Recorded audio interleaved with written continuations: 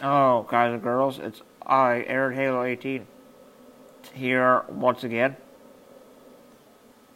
And I'm going to do a Halo 5 Guardians discussion series. Episode 50, I believe. And I'll be reading 3 articles here. First one is called Fury's Road, Fighting Words, and Storm Surge.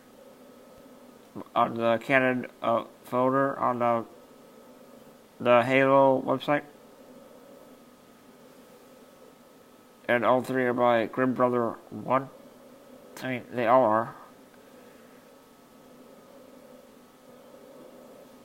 First one says, this weekend canon folder, we take a closer look at a special storm rifle.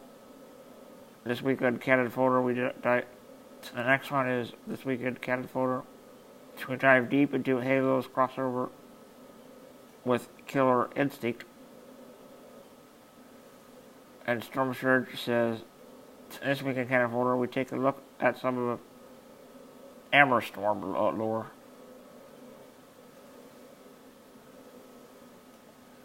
I'll read off the Fighting Words one.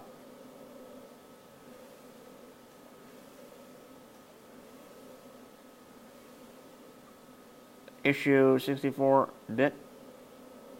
Greetings, fiction fans, and welcome back to Canon Folder, your weekly look at the expansive and evolving fiction of the Halo universe.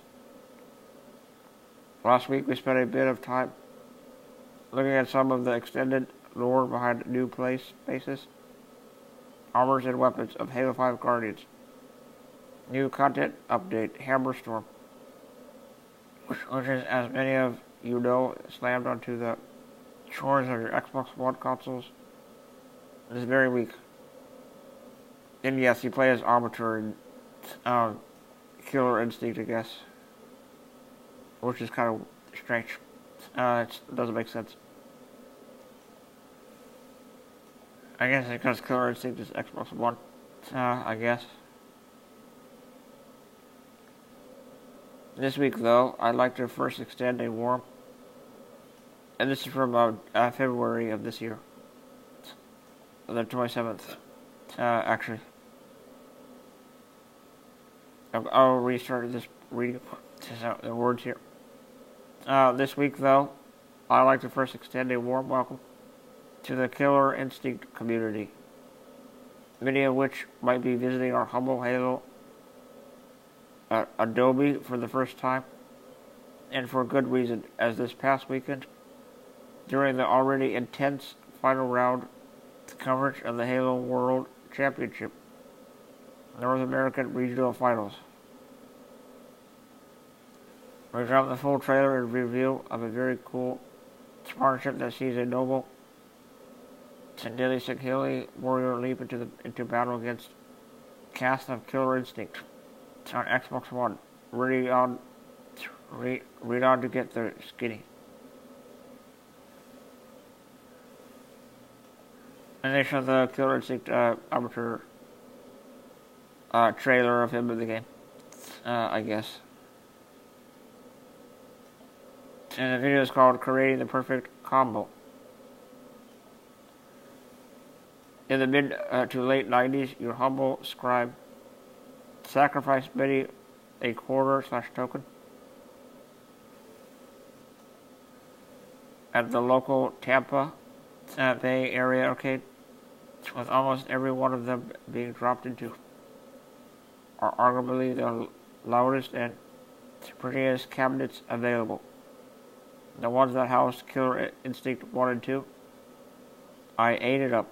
I loved the art style, the fighting mechanics, and perhaps most of all, the universe itself. I literally wore the covers off of my Killer Instinct 2 strategy guide, and might still remember off the top of my head how to do the unlock code for Cargos on the N64 version of Killer Instinct Gold. It was nestled comfortably atop my favorite franchises. list, and in 2001, Halo Combat Evolved launched and quickly joined the list as well. It was only natural that I began to daydream about how cool it would be if one franchise were to ever cross over into the other. However, as the years continued to pass with no new Killer Instinct title on the horizon, I often laminated the fact that I'd never get to see such a thing come to pass.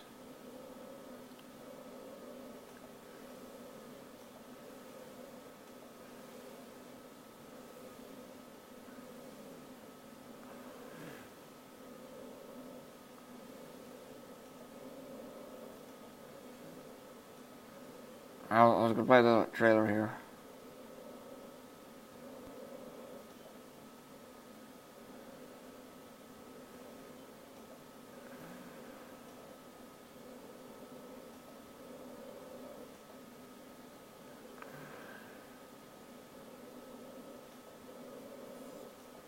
It shows the Sagilly home planet in the game, I guess.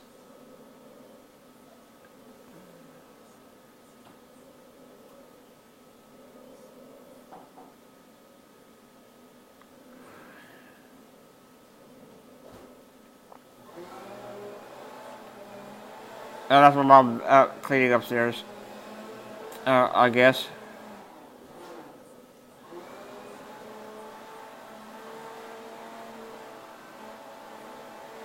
I don't know. It's kind of weird.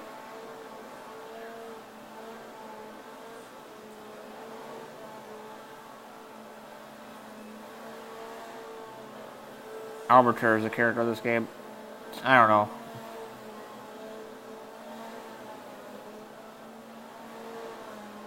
The graphics are pretty good. Actually, yeah. The graphics are really good.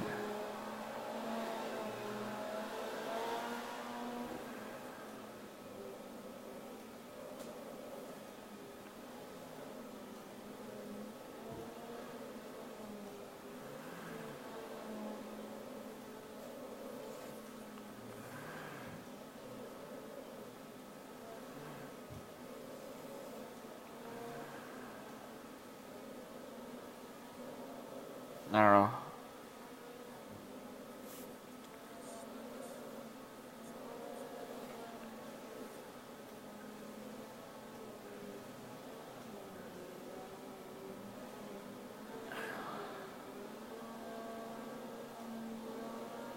Arbiter is pretty badass in this game, actually. And I'll continue reading now. I was sitting in the audience in LA in 2013 for two very important and memorable moments in my gaming life. Within the span of an hour, I witnessed a Forerunner Guardian rise from the sand to herald Halo's arrival on the Xbox One, and watch in shock as a familiar guitar riff announced the return of the Killer Instinct franchise to the gaming world as a whole. You told me then that in just 2 years' time, I'd be part of bringing those two franchises together nearly 2 decades after spending that first quarter in the arcades. Let's just say that this particular project has been an unforgettable journey on both a professional and personal level. It's been pretty incredible to watch the teams at 343 Industries, Iron Galaxy, and Microsoft Studios forge such a powerful and productive partnership as each of us poured our own particular portions of passion into the project. Of course, one of the first questions people always ask is how both sides landed on their character choice. For all parties involved, the idea of using the energy sword wielding warrior was in no way a difficult one. I was asked before we launched Killer Instinct if I had thought of any quests that would fit well into the game, says Adam Eisgreen, the creative director at Microsoft Studios, are now assigned to the Killer Instinct franchise. Without hesitation, I said, well, Arbiter, of course. I will never get him. I will never get him. Over 2 years later, you can't imagine how happy I am that he's finally here.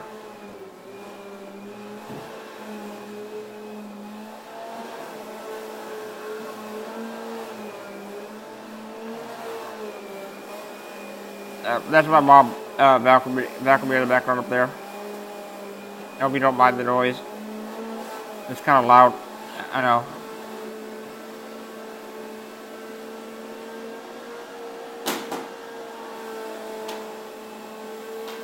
And I gotta continue reading now. The next thing that typically flows furiously forth from fan lips and forum fingers is yeah. But it is the Arbiter. What about Keith David? Is this canon? And where is my Roche playlet? Play lie. We get it. We get it.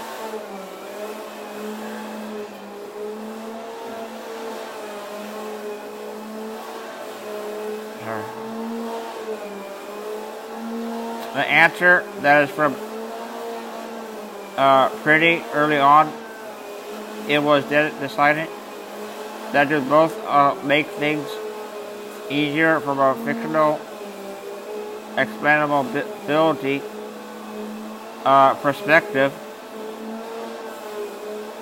as well as take full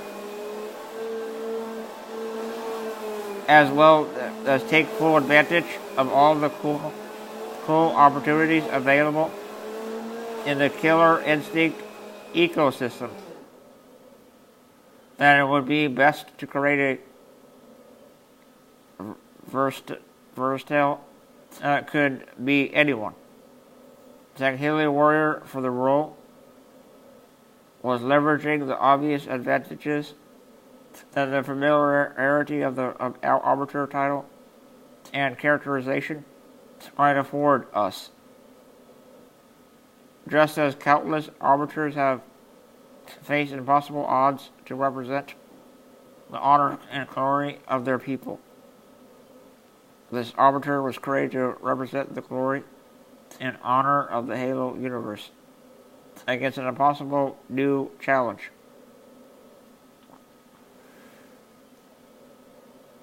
How can we say all that with a straight face? Shut up is how. How does this explain why he's fighting a cyborg dinosaur in a Mediterranean oasis? Silence, fool. How does this explain some very cool Easter egg on a Sakhelios inspired level? Shut your noise hole is how. Actually, in keeping with this theme, let's see what Mr. Frank O'Connor had to say about it. Quote, Frank said, Keith David, of course, is the Arbiter from the Halo game universe for all intents and purposes, and will continue to be as long as he'll have us. Frank explains, but in Killer Instinct, we wanted to create multiple visual variations of the combatant archetype in the classic fighting game style, and so we learned heavily on the Hall of Arbiters concept from the games, where we see armors and costumes from historical arbiters in a kind of Molosseum. So our KI arbiter is in some ways an amalgam of arbiters past, as well as some more modern Sangheili warriors. And further, like Spartan Locke 458 from Dead or Alive 4, it helped to insert a subtitle canonical buffer between their game and ours, so that players aren't scratching their heads with the Covenant's historical champion is fighting a Battletoad in Chicago. I mean, not that there's anything wrong with that. Harness the power. And they showed another picture of an arbiter fighting another arbiter, I guess.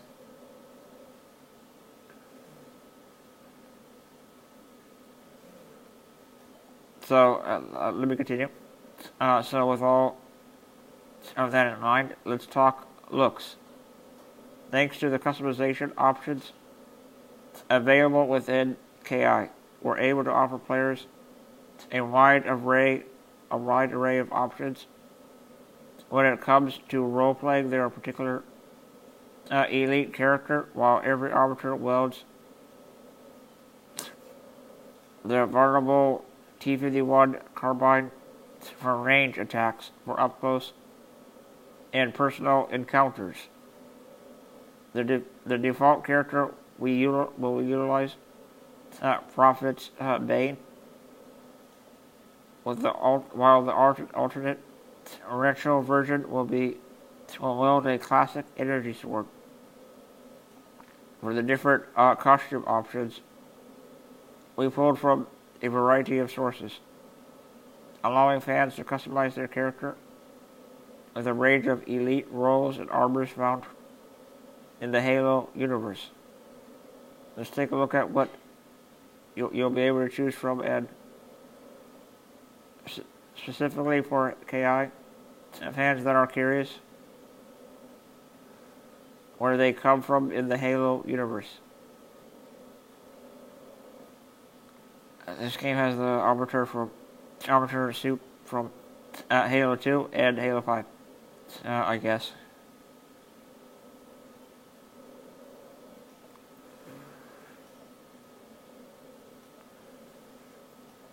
And I guess there's other arbiters in this game as well.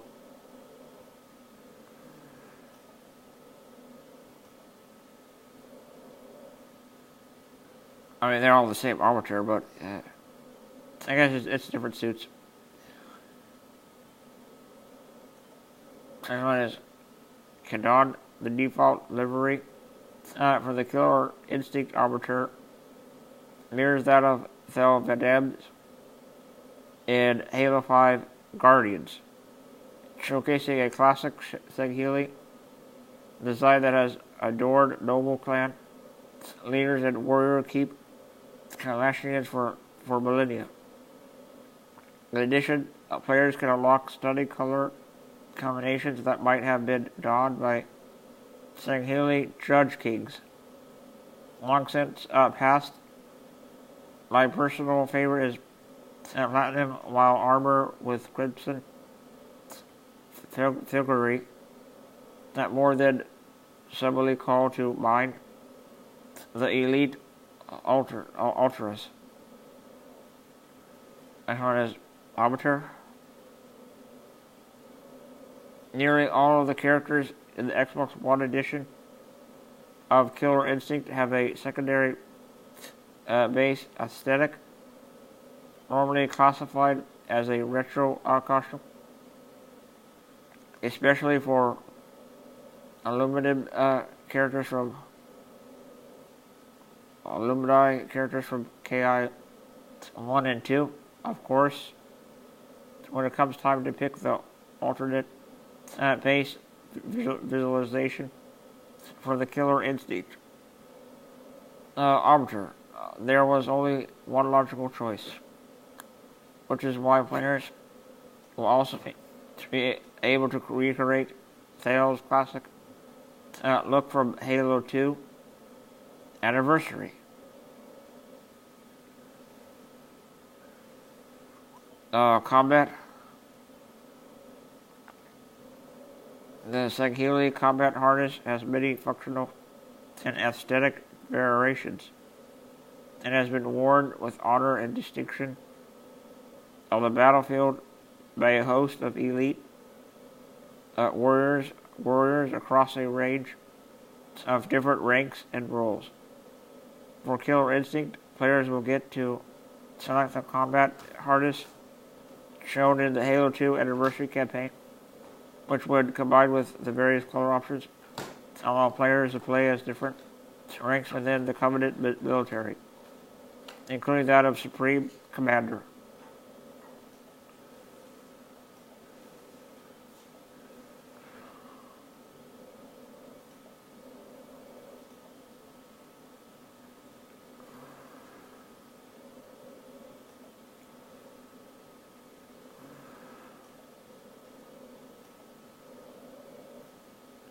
Storm elites were a specialized shock trooper role most widely encountered within Jewel Madam's Covenant force.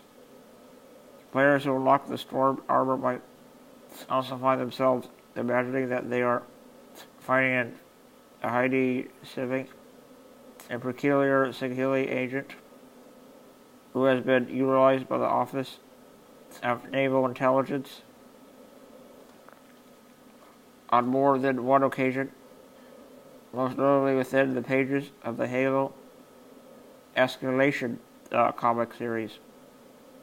Next one is Ranger. They show a picture of them all as well. Elite Rangers are highly trained assault units that have been used in a variety of capacities within the Covenant and Swords of Saghelios.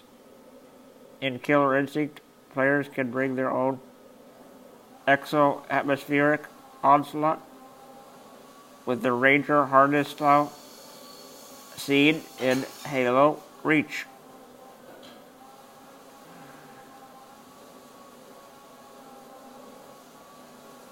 Next one is Commander. Many Saghili who served as officers under the Covenant's reign became commanders of their own factions following the Great Scheme. Most eventually choose to follow rising leaders such as Jewel Madam and Sally Lyon, though some formed pocket empires and independent alliances in Killer Instinct. The armor donned by elite commanders in Halo 4 and Halo 5 Guardians will be available for use, allowing you to play as an ambitious warlord or key general in the Saghelios Civil War. Zealot. The role and legacy of Sagheli Zealots can be traced back to the pre-Covenant era. Over the decades, a number of different Zealot chapters aligned with particular interpretations of ancient codes of honor or debt pacts endured, and even thrived. Under the Covenant, in Killer Instinct, players can outfit their character with the ceremonial battle harness that was the armor of choice of the devoted sentries, a group of elite zealots that served under Supreme Commander Ryo Baratimi within the fleet of Valiant Ruins during their assault on Reach.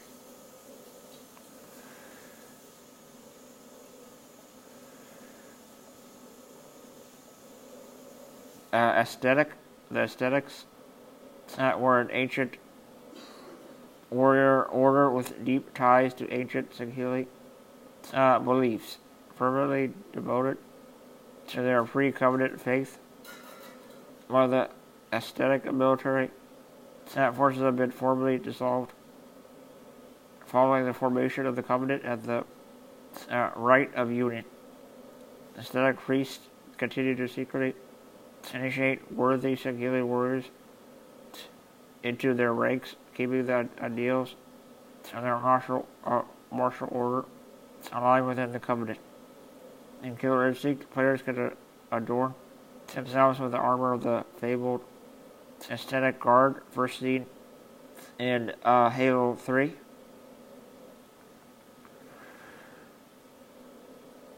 They showed another picture of two arbiters fighting. Once again, and it says, "It's the way you move." One of the most important aspects of making the Killer Instinct arbiter feel right is by ensuring his moveset and combat style make sense for a warrior of his caliber, his size, and his weapons. Special care was taken by all parties involved to make sure that everything from the energy sword, swings, and carbine shots to the plasma grenades and cloaked assaults felt like you were controlling an elite. The folks at Iron Galaxy have truly done an incredible job in capturing the essence of Halo's famous multi-mandibuled menace and integrating it seamlessly into the Killer Instinct stable of characters.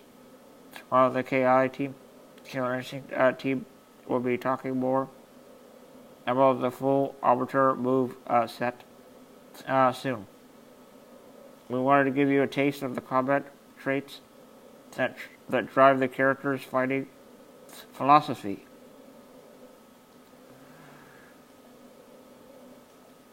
Type 51 carbine. The Type 51 carbine holds 18 rounds of radioactive ammo and fires 3-shot bursts.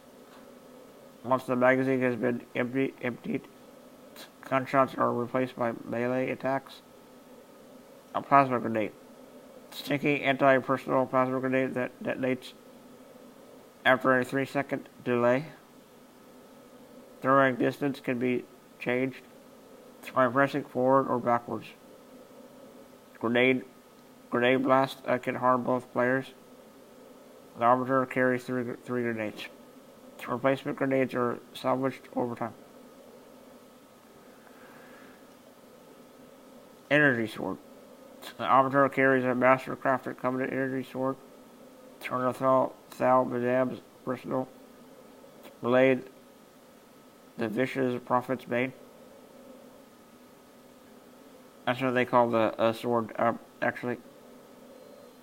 That's what he calls his sword. Combat evolved. Arbiter can tack on a plasma grenade or fire his Type 51 carbine to deal additional damage. After performing a throw, command throw, or any ender. Setting the stage. The arbiter's stage is the arena of judgment, located near the ruins of Narissa in the distant past. It was a place of discussion and debates on matters of Singhili honor. Hosting Kadons and arbiters competing in a battleground of ideas and philosophy. But time is cruel, and now this form hosts a different kind of judgment. They show a concept art picture of it. Like, two different pictures of a battle going on, I guess.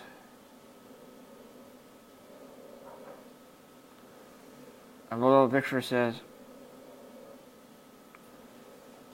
the final key piece of the puzzle is making sure that the arbiter stage not only captures an epic and accurate slice of the Halo universe, but that it also serves well as a probably balanced arena worth of any Killer Instinct cast member to engages in combat within its hollowed halls.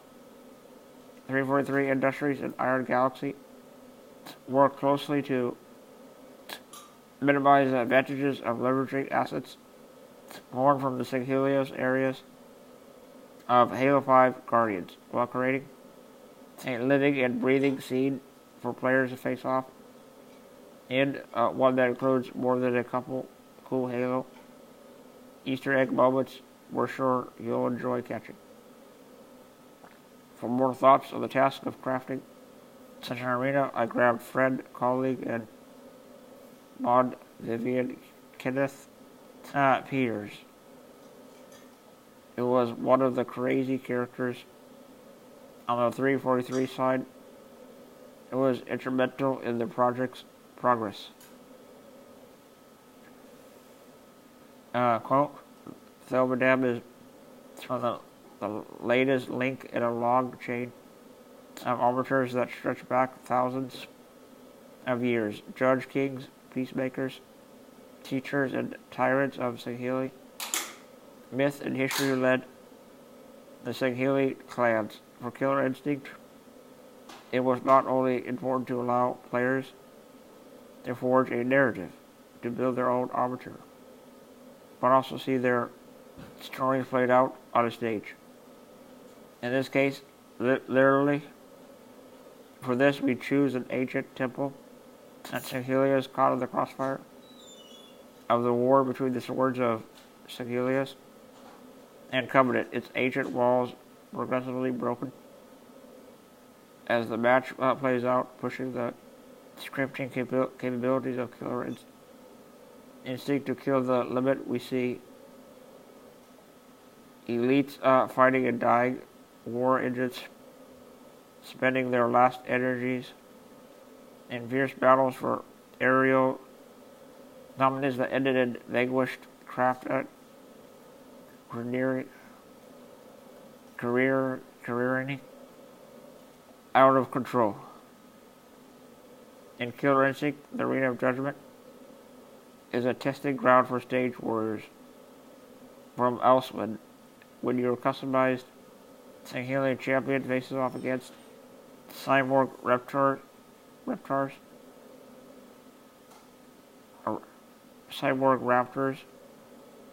skeleton pirates, and talking frogs. Even so, we worked hard to make sure this is authentic and recognizable Halo, right down to the color scheme of the vehicles and sound effects of the Carbine. In the arena, you will be challenged. You will be humbled, but we also hope you'll be as happy as we are with amazing work by our partners. Kenneth Peters, 343 Industries.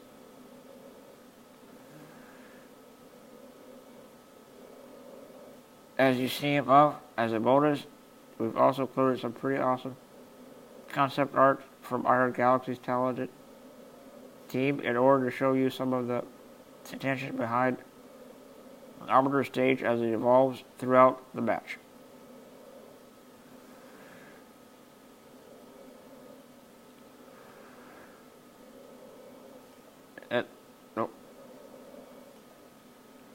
I show the picture of a drop pod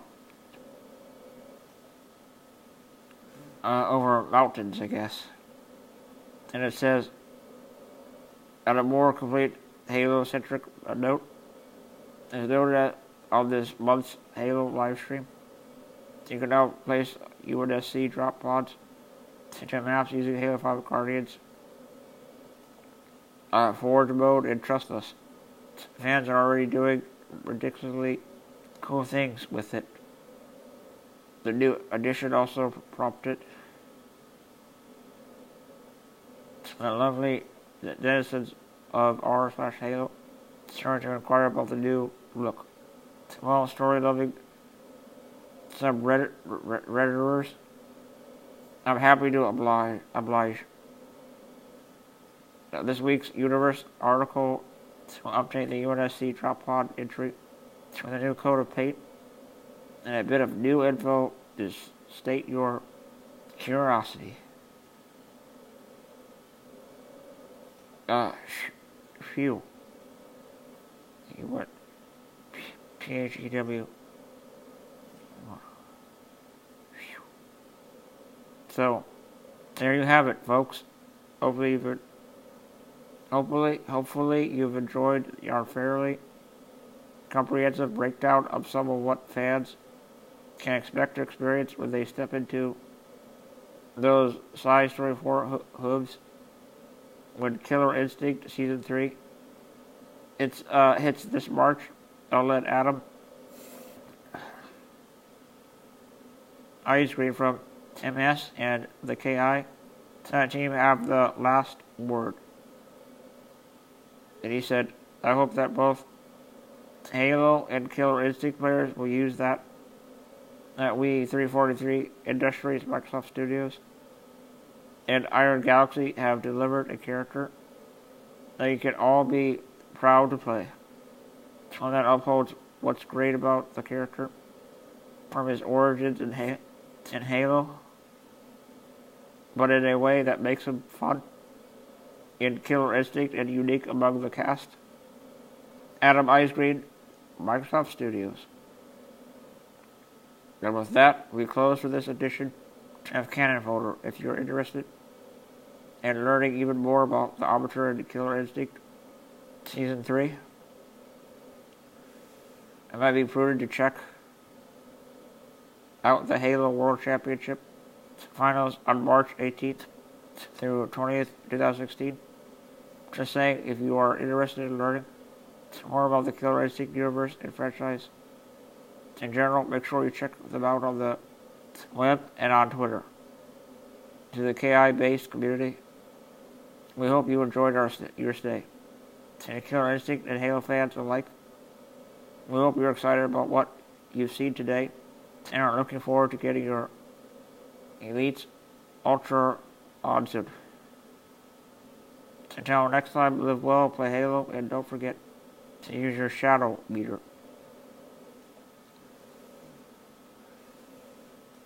An updated universe article this week.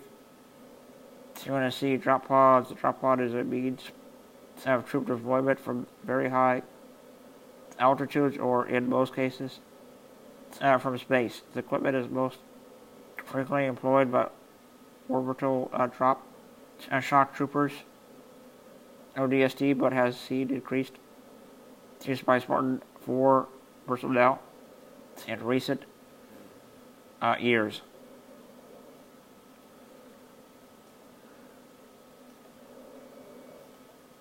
Manufacturer is Uhusha Armory. Single occupant atmospheric insertion vessel. The width is 8.7 feet, 2.7 m. Entered service 4461. Cool. One crew, one operator. Length 7.7 feet, 2.3 m. And the height is 16.4 feet, 5 m. Weight 1,100 lbs, 499 kg.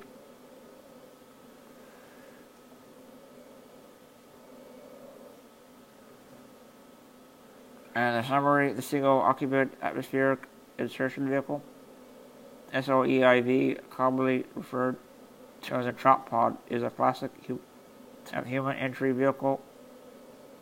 HEV drop pods are an extraordinary means to deploy soldiers through an atmosphere and onto a world surface.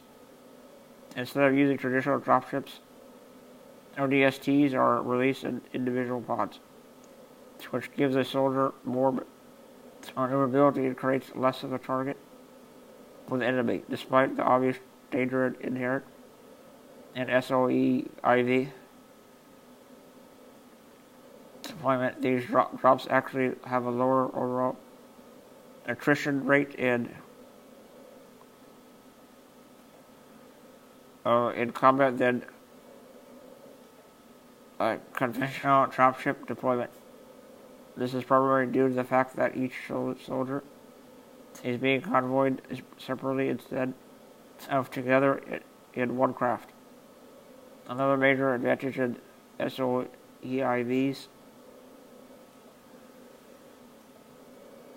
over traditional dropships is that a spacecraft can make a fast pass over a planet and deploy hundreds of soldiers in quick succession. This means that the ship is capable of evasive maneuvers. Limiting is vulnerability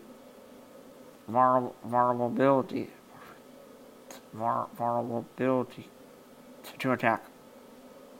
Once a successful drop has been achieved, the hatch is expelled by way of an explosive gas bolt system triggered by the occupant.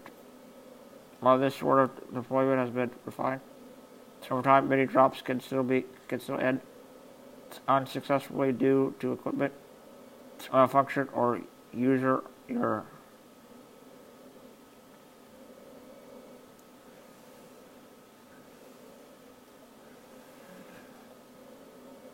Design. The standard SOE is a crash seat with secured belts, controls for maneuvering the pod, and communication systems which allow synchronization with others during deployment. And SOEIVs can vary dramatically from pod to pod. And SOEIV pod is a blunt carriage, which has a single entry hatch on one side. Inside is a crash seat, a harness, and several weapons, racks, and lockers. Much of the interior is taken over by equipment, so in spite of the pod's size, there is not much room to move. The blunt pod ironically reassembles a large iron coffin is one reason that vehicles have a number of rather grim nicknames. The back of the pod is entirely sealed off in the front, typically, though not exclusively, to include a variety of windows and a gas bolt operated hatch system.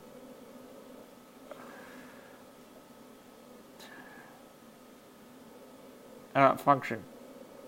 Drop pods are typically deployed from high altitude or from an exo-atmospheric location, being fired or soft ejected toward the planet's surface until the atmosphere is breached. At this point, the occupant is free-falling at terminal velocity until the pod's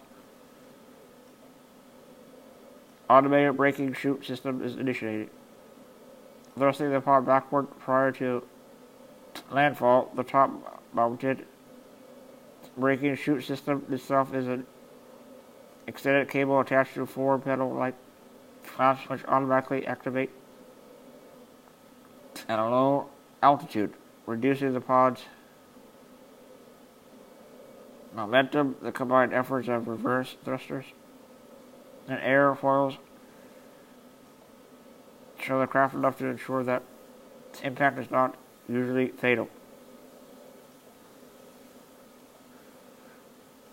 The most forward pattern in the years following the Human Covenant War, new UNSC partnered with experienced military contractors to make a number of improvements to the drop pod platform. Advancements and improvements include, but are not limited to, more reliable. Can you push there, please? Combination. More powerful maneuver thrusters, and limited interior ascension. A new air brake design, significantly improved structural integrity with the incorporation of new fatal composites and thermal superconducting elements incorporated into the composite heat shield. The internal harness of all post-war drop pods is also highly configurable with hookups and system interlinks.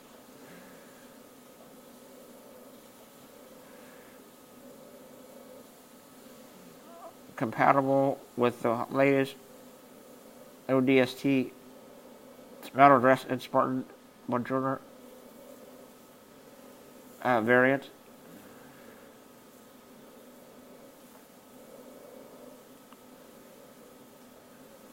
Other article is Storm Surge.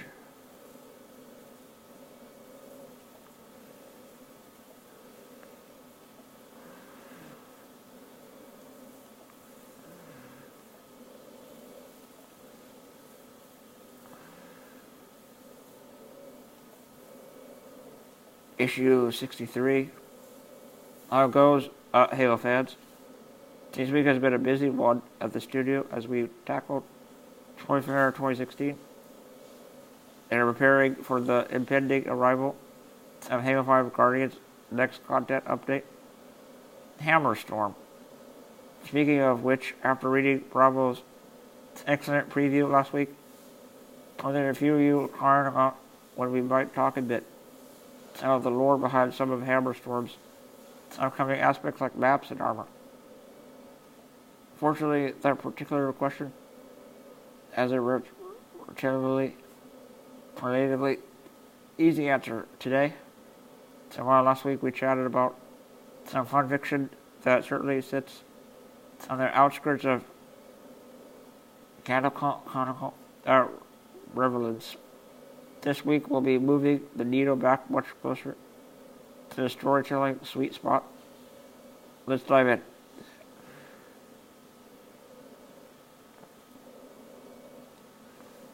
Torque, commissioned by Lethbridge Industrial in 2555, Argai Station served as one of the company's permanent research and development facilities. Its staff of human and AI researchers were kept busy decrypting Covenant and Forerunner records, searching for naval depots and resource caches that fit with the latest in UNSC fabrication systems and securely procured forces. The station could also carefully disassemble, analyze, and rebuild nearly any piece of recovered technology to aid in reverse engineering efforts. It was this later capability that brought Argai Station to the attention of Cortana and her created, stripping bare Lethbridge's vast archives of secrets and making a mockery of their counter cyber intrusion suits. Cortana quickly repurposed the loyalties of the stations to present AI and remove the human crew. Beating hearts have now been replaced by the inflamed obsession of caretakers eager to use the station's tools to harvest, decompile, and rebuild new tools and weapons to be wielded by constructs advancing Cortana's plans across her growing Yukon. Meanwhile,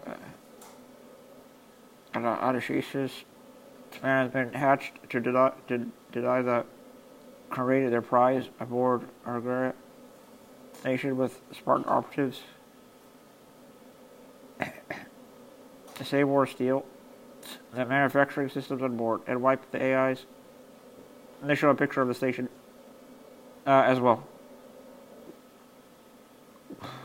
And wipe the AIs still bound to its holographic storage systems. Molly?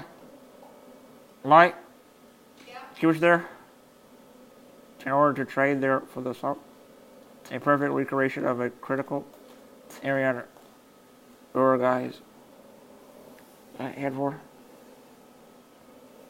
Head back way. Thank you. You're welcome. Head back one, right, all the way.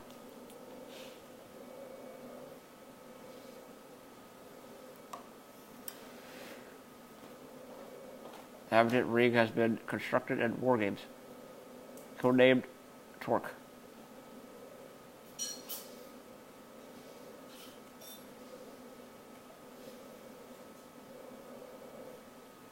The Disseminator armor. The Disseminator is materials group's attempt to re-engineer key improvements to the Moderna Mark 8 prototypes. The most successful in these efforts is the suit's Promethean energy shield, which can be partially reshaped and sculpted. The Declarator helmets have been designed lineage that stretches back on the final years of the Covenant War, though few Spartan or Unicom commanders are privy to full details. The Marauder armor, a rarity in the age of highly specialized Moderna variants. Marauder is a general-purpose power assault armor that takes full advantage of line replaceable models and reprogrammable sensor arrays for maximum flexibility. Although the Marauder visor is built around the concept of hot, loadable tactical software models optimized for particular situations. The models are selected either by the onboard battle management system or the user. And they show a picture of the two armors as well. They look pretty badass, I guess. Next one is this isn't MC's hammer. They show a little picture of the hammer from Halo. And there's a description as well. And it says, the Gerahini gravity hammer is a brutally effective melee weapon that combines a bladed warhammer with repurposed gravitic impellers integrated onto the striking face. These impellers give the weapon its namesake, and each smash produces a devastating area effect, a pulse that leaves battered opponents in its wake. Over the course of the Covenant War and its aftermath, a variety of gravity hammer styles were encountered by UNSC forces and unfortunate civilians, supporting performance upgrades and stylistic tweaks to give their power-hungry owners a unique and lasting impression on the battlefield, oftentimes in a very literal sense. Truth and Reconciliation.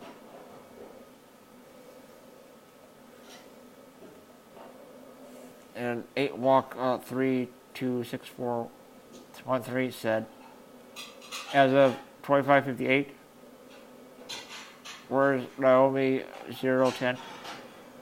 Is she serving with the Spartan branch?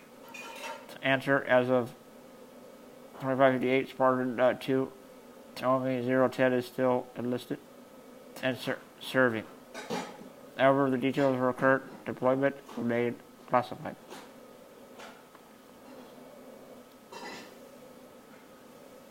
And we meet again next week. You might want to come prepared for a fight. As we'll be featuring a focused fictional fisticuffs not potentially related, and it might be a good time to check out the North American regional finals of the Halo World Championship this weekend to watch some pretty elite players take the stage. Plus, our next Halo live stream is currently scheduled for next week, where we'll be once again showing off some pretty cool stuff and having a great time along the way. Would always love for you to join us. And before we go, I want to personalize to wish my dad, Grim Prime, a very happy birthday today. Here's to a true forerunner. Until next time, live well, play Halo, and share the rock.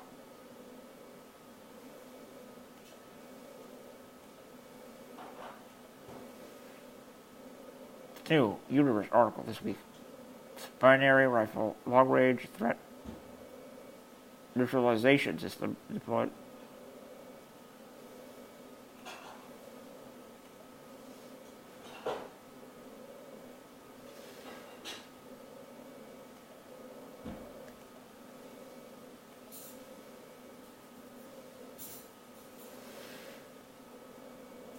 Binary rifle Z7050.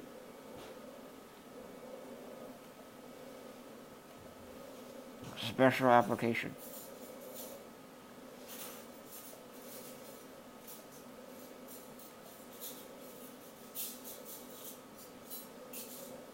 And the firing mode is semi-automatic.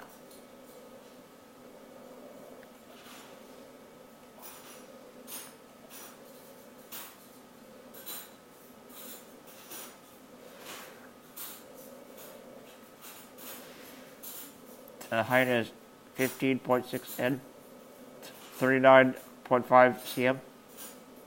The length 35 inches, 190.5 cm. And width 5 inches, 12.6 cm. Weight 35.4 lbs, 16.1 kg. Ammunition iodized particles.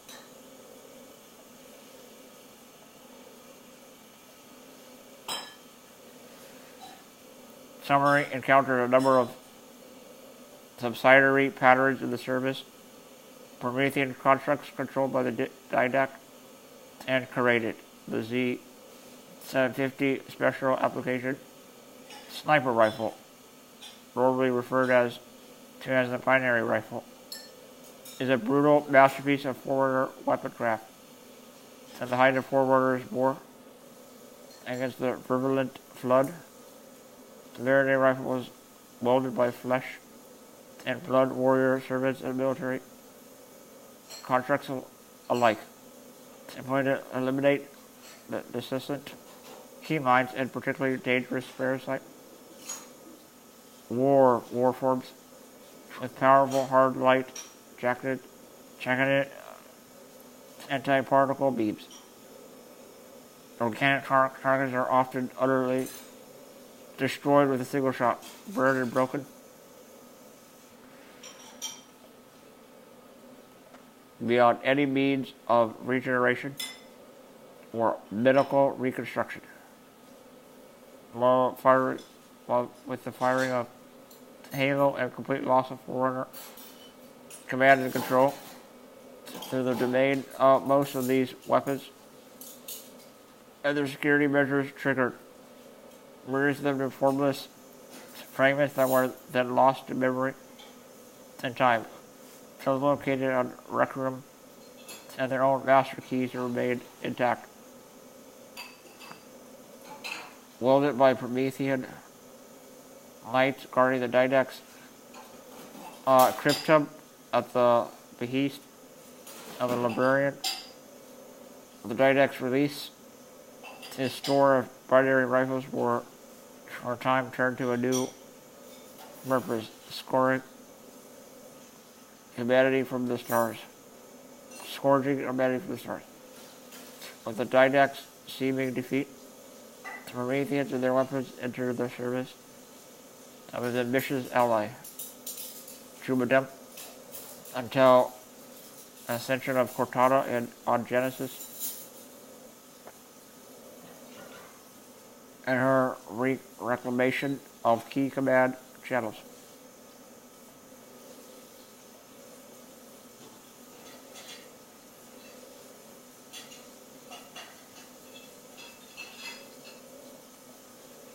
That's it for that article, I guess.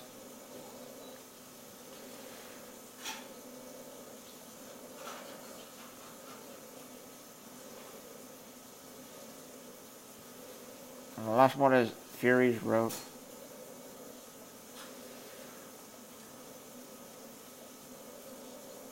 Issue 65, Salutations, Canon Curious.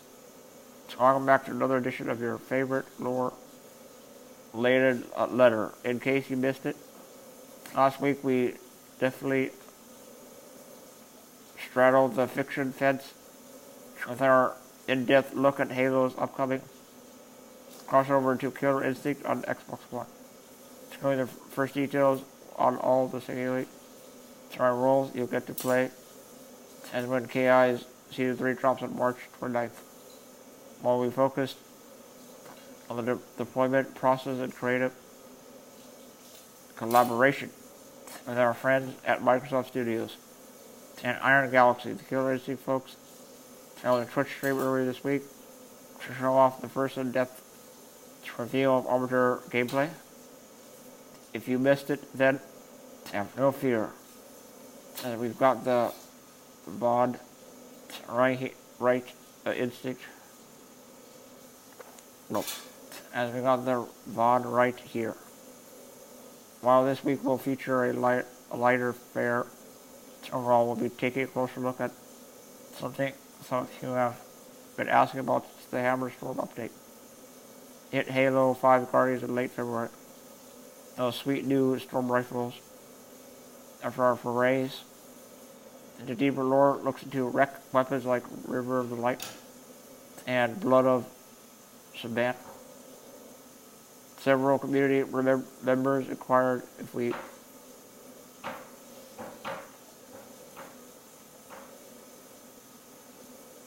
might see the same treatment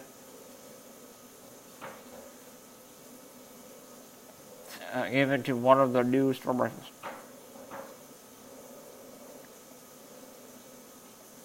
I suppose we could oblige.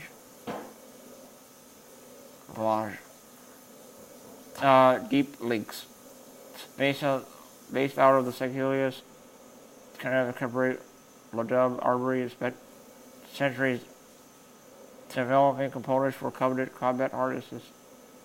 Eventually, Ladub Armory would combine their engineering efforts by creating their first fully in-house armor system, the Storm Harness, which along with a Ranger variant based on the same platform would be employed by Covenant shock troopers carry out far-flung missions on frontier worlds, and later produced in team hire supplied to be exploded by multiple sides of the Sexilian Civil War.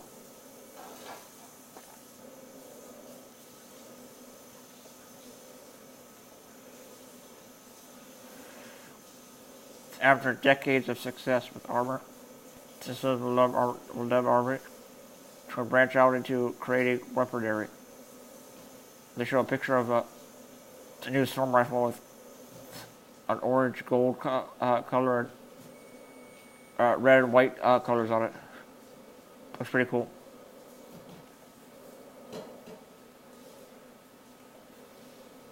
After we're going to continue out. Some armory would branch out into creating weaponry. Their first desire being to fashion a multi-role rifle meant to serve the Quintus plasma rifle within the Covenant ranks. The result would be the Storm Rifle, a directed energy rifle that carried with it the heritage of their combat harness. While the baseline Storm Rifle wouldn't be fully cataloged and designated until 2555 by the UNSC. Its existence spans decades, and at that time, Modem Armory produced several experimental and enhanced variants, some with a more peculiar history,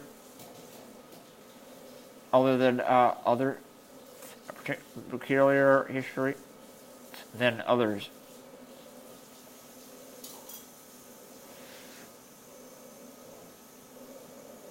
Fury says long before recorded history, the Sangheili have given names to weapons that shared in their victories and sacrifices, imbuing their tools of war with honor that can be shared as gifts, freely given as oath tokens or used as immutable storehouses of glory to be passed to righteous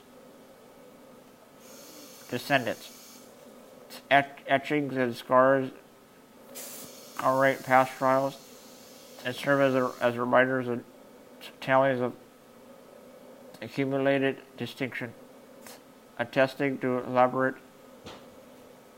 circuits that separate simple weapons from arms of legend.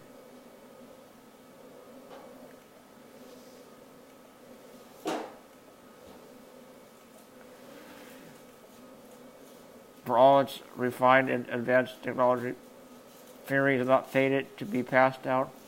An exalted storm rifle gifted to improvising young warriors, or kept polished in a announced collection of these unsettled times, the line between a tool of slaughter and instruments of peace is often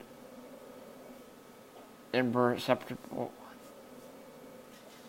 Fury's creator was an artisan of sublime genius and skill. Though he eventually shunned his family's traditional ties with Ladum Armory to perfect the art of the kill and the craftsmanship of orbital assaults. In time, Artisan's behavior became impossible to restrain or control, and his eyes became clouded with madness.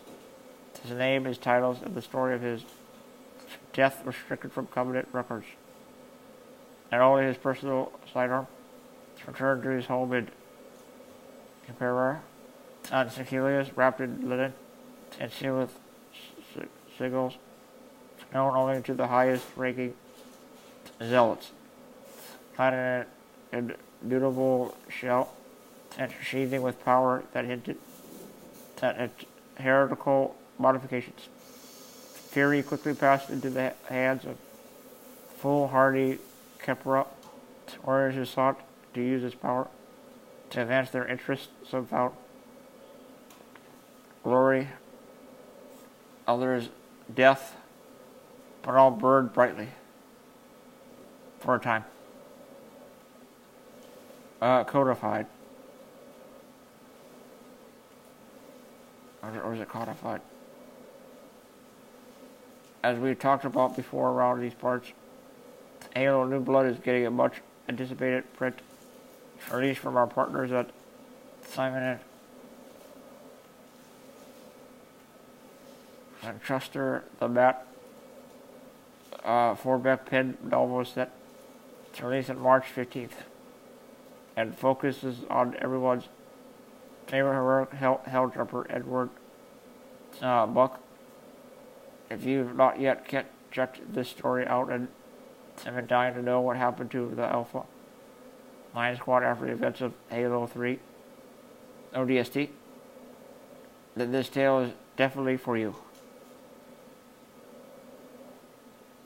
But that's not all. As a bonus, the print release of Halo New Blood includes an additional 5-page coda that allows fans an immediate speak into a conversation between Buck and Veronica Dare that takes place in the impending shadow events in Halo 5 Guardians.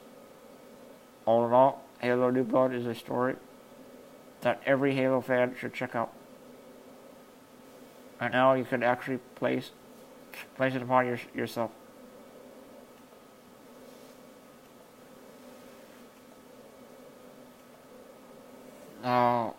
Hot drop or IRL, and it shows a picture of a space station, I guess, right next to it, and it says, as many longtime readers of this feature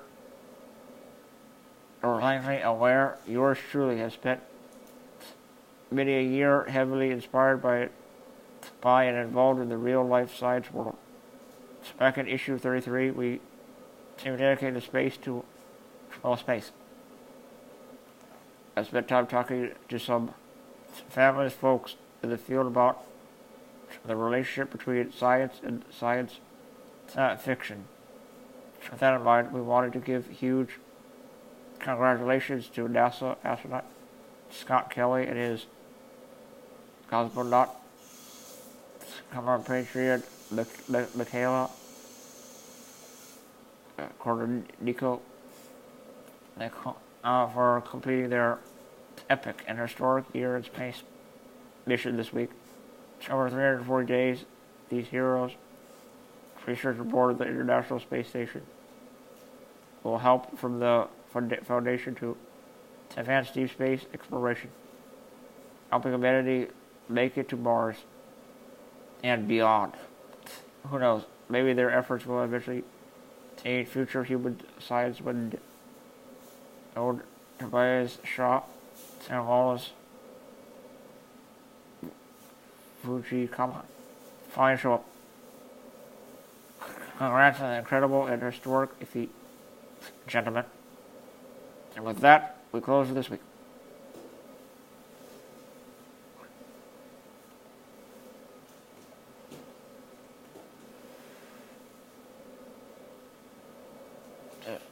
Here's hoping you'll join us next week. Next issue for more looks at the deeper Halo lore. Until next time, live well, play Halo, and don't tell me I don't know flip ya.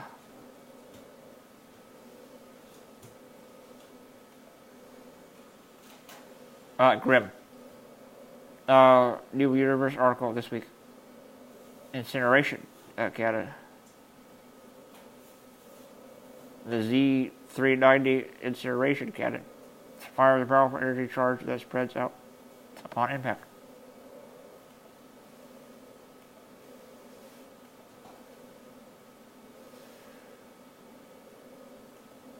And the manufacturer is unknown/forerunner origin. Weapons has anti-material Z-390.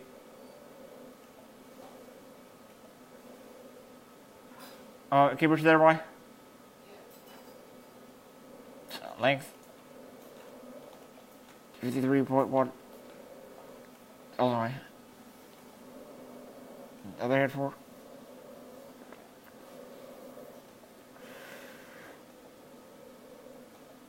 Thank you.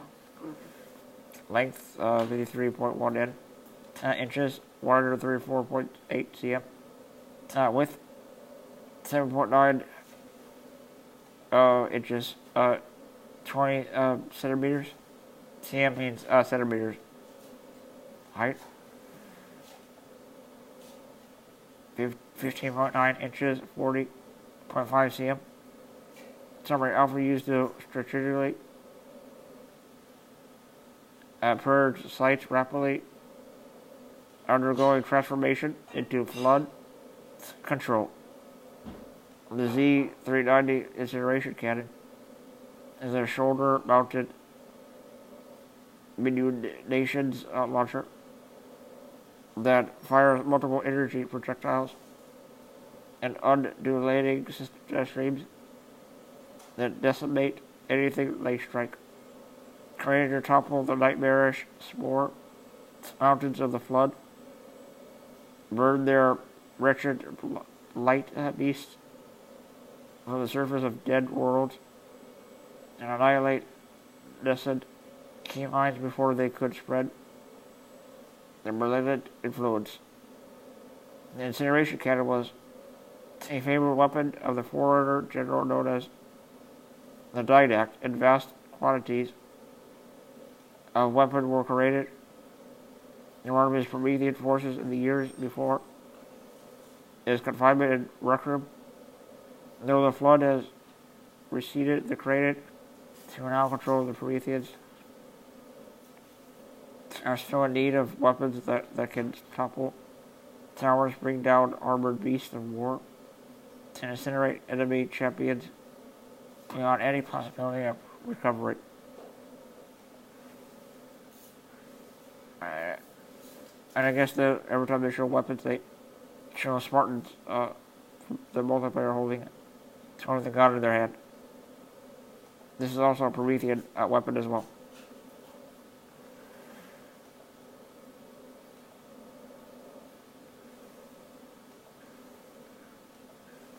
Like I said, I was going to read those 3 articles and I'm done. And I did this video pretty long, actually, and I gotta go here soon I hope you enjoyed my reading the articles and stuff, and And go check out the website for yourself. It's from the Halo official website, I guess. And please rate, comment, like, favorite, subscribe, view, thoughts and opinions, and I hope you liked it and enjoyed it for your viewing pleasure, guys and girls. And stay tuned for more, guys and girls. And my favorite quote from Ghost Robo: please drink some hot chocolate, and I'll see you all later. And this is Aaron Halo 18 signing off. Goodbye.